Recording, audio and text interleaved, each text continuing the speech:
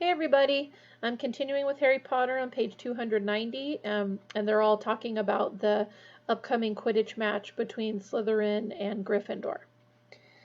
The whole of Gryffindor House was obsessed with the coming match.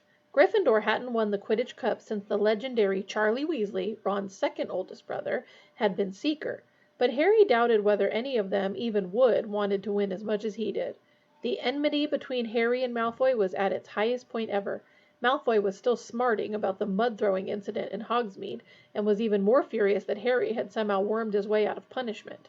Harry hadn't forgotten Malfoy's attempt to sabotage him in the match against Ravenclaw, but it was the matter of Buckbeak that made him most determined to beat Malfoy in front of the entire school. Never in anyone's memory had a match approached in such a highly charged atmosphere. By the time the holidays were over, tension between the two teams and their houses was at the breaking point. A number of small scuffles broke out in the corridors, culminating in a nasty incident in which a Gryffindor 4th year and a Slytherin 6th year ended up in the hospital wing with leaks sprouting out of their ears. Harry was having a particularly bad time of it. He couldn't walk to class without Slytherin sticking out their legs and trying to trip him up. Crabbe and Goyle kept popping up wherever he went and slouching away, looking disappointed when they saw him surrounded by people. Wood had given instructions that Harry should be accompanied everywhere he went in case the Slytherins tried to put him out of action.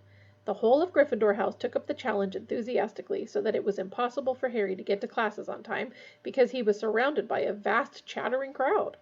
Harry was more concerned for his firebolt's safety than his own. When he wasn't flying it, he locked it securely in his trunk and frequently dashed up to Gryffindor Tower at break times to check that it was still there. All usual pursuits were abandoned in the Gryffindor common room the night before the match. Even Hermione had put down her books. "I can't work. I can't concentrate," she said nervously. There was a great deal of noise. Fred and George Weasley were dealing with the pressure by being louder and more exuberant than ever.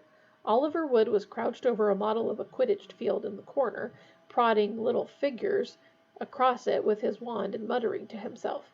Angelina, Alicia, and Katie were laughing at Fred's and George's jokes. Harry was sitting with Ron and Hermione, removed from the center of things, trying not to think about the next day, because every time he did, he had the horrible sensation that something very large was fighting to get out of his stomach. "You're going to be fine," Hermione told him, though she looked positively terrified. "You've got a firebolt," said Ron. "Yeah," said Harry, his stomach writhing. It came as a relief when Wood suddenly stood up and yelled, "Team! Bedtime!" Harry slept badly. First he dreamed that he had overslept and that Wood was yelling, "Where were you? We had to use Neville instead." Then he dreamed that Malfoy and the rest of the Slytherin team arrived for the match riding dragons. He was flying at breakneck speed, trying to avoid a spurt of flames from Malfoy's steed's mouth, when he realized that he had forgotten his firebolt. He fell through the air and woke with a start. It was a few seconds before Harry remembered that the match hadn't taken place yet, that he was safe in bed, and that the Slytherin team definitely wouldn't be allowed to play on dragons. He was feeling very thirsty. Quietly as he could, he got out of his four-poster and went to pour himself some water from the silver jug beneath the window. The grounds were still and quiet. No breath of wind disturbed the treetops in the Forbidden Forest. The whomping willow was motionless and innocent-looking. It looked as though the conditions for the match would be perfect. Harry set down his goblet and was about to turn back to his bed when something caught his eye. An animal of some kind was prowling across the silvery lawn.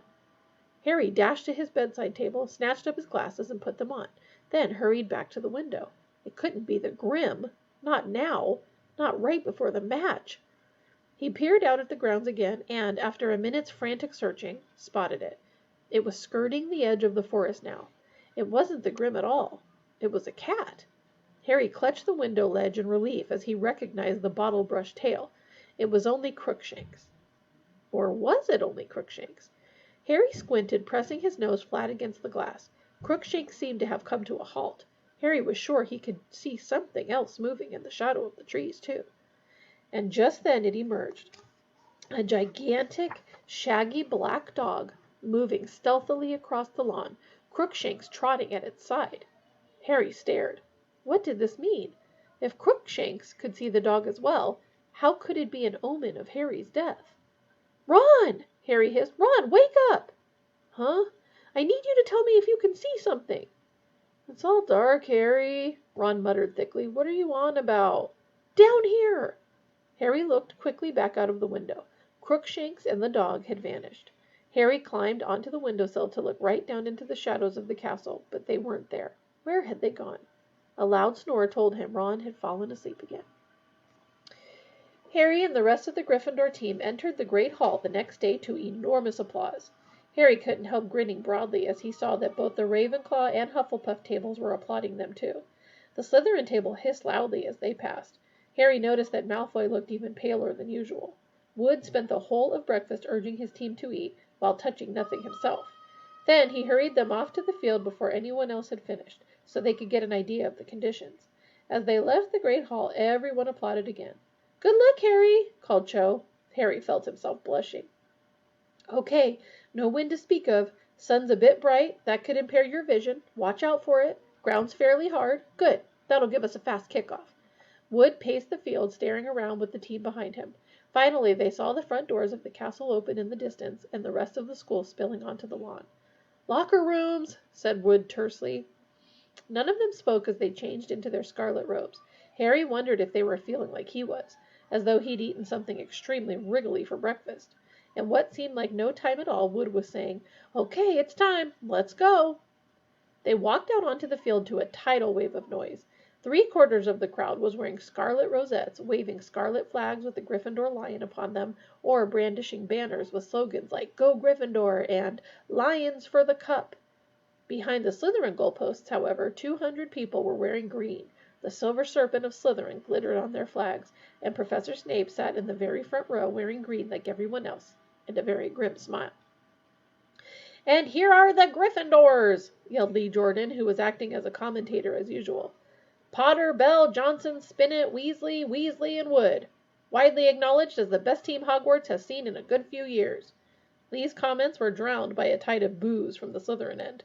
"And here come the Slytherin team, led by Captain Flint. He's made some changes in the lineup and seems to be going for size rather than skill."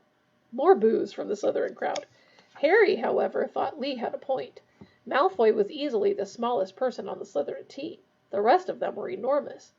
"Captains, shake hands," said Madam Hooch. Flint and Wood approached each other and grasped each other's hand very tightly. It looked as though each was trying to break the other's fingers. "Mount your brooms," said Madam Hooch. 3, 2, 1. The sound of her whistle was lost in the roar from the crowd as 14 brooms rose into the air. Harry felt his hair fly back off his forehead. His nerves left him in the thrill of the flight. He glanced around, saw Malfoy on his tail, and sped off in search of the snitch. "And it's Gryffindor in possession. Alicia Spinnet of Gryffindor with the quaffle, heading straight for the Slytherin goalposts. Looking good, Alicia." No! Quaffle intercepted by Warrington of Slytherin, tearing up the field. Wham! Nice bludger work there by George Weasley. Warrington drops the quaffle. It's caught by Johnson. Gryffindor back in possession. Come on, Angelina.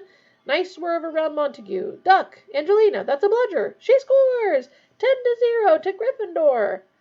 Angelina punched the air as she soared around the end of the field. The sea of scarlet below was screaming its delight. Ouch!